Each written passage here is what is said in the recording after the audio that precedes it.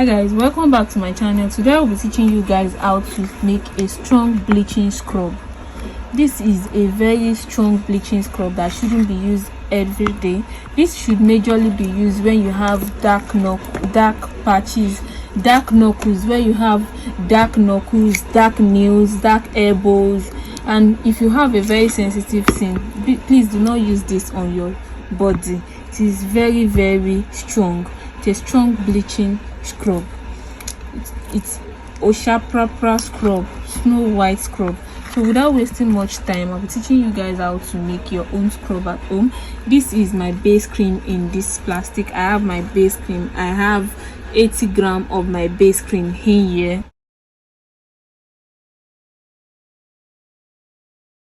So the next thing I'll be needing is my alum powder. In here I have my alum powder and my bleaching powder. These are the main ingredients. These are the main whitening actives. These are the main whitening actives that I need in this formulation.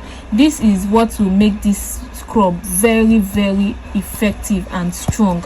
I have 20 grams of both, that is 10 grams of my alum powder and 10 grams of my bleaching powder. So I'll be adding this into my base cream. You can use a base that you made yourself, but if you want this to be more effective, you can use a whitening base. You can use a whitening base for this if you want it to be much more effective. So you can use a whitening base for this. So I'll mix this very well. You can see how sharpened it is looking. This is because of the actives inside. This is why I'm telling you that this is a very strong scrub. It is really strong. So if you have a really sensitive skin, please do not use this. And if you want to sell this, make sure to calculate. You can double the ingredient like I just did. Just double it, and that's all.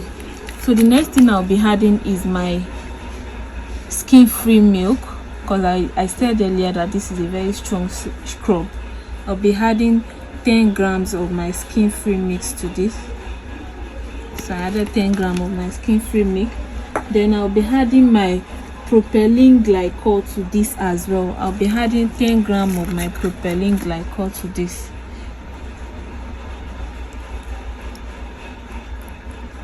You can see how foaming the scrub is looking. This is because of the actives I added in this. That's why I said if you have a really sensitive skin, this is not a scrub for you.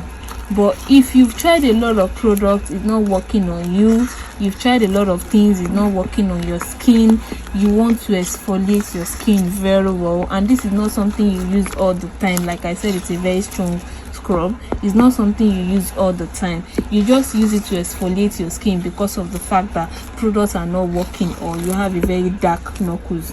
So all you have to do is use this, and you will get a very good result. So if you're selling this, make sure to add your preservative to it. I'm adding just 1 gram of my preservative because I'm using this for myself. So I'll go ahead and mix this very well. You can see I'll go ahead and mix this very well. Sorry, I'm creating a mess. This is not even going. You can see how it is looking because of the active ingredients in it. That is the reason why it is looking like this. You can see what it is looking like. You can see it, right? So this is a very simple way to make your own Oshapra scrub. This scrub, like I said, it is not something that you use all the time. It is just something that you use to open your skin, like open your pores, remove dead skin cell.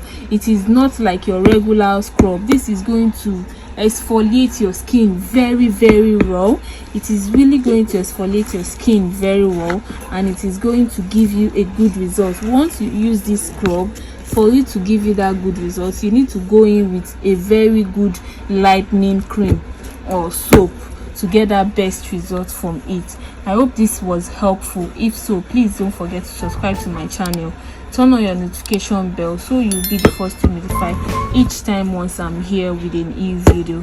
Thank you very much for watching my video. See you guys in my next video. Bye.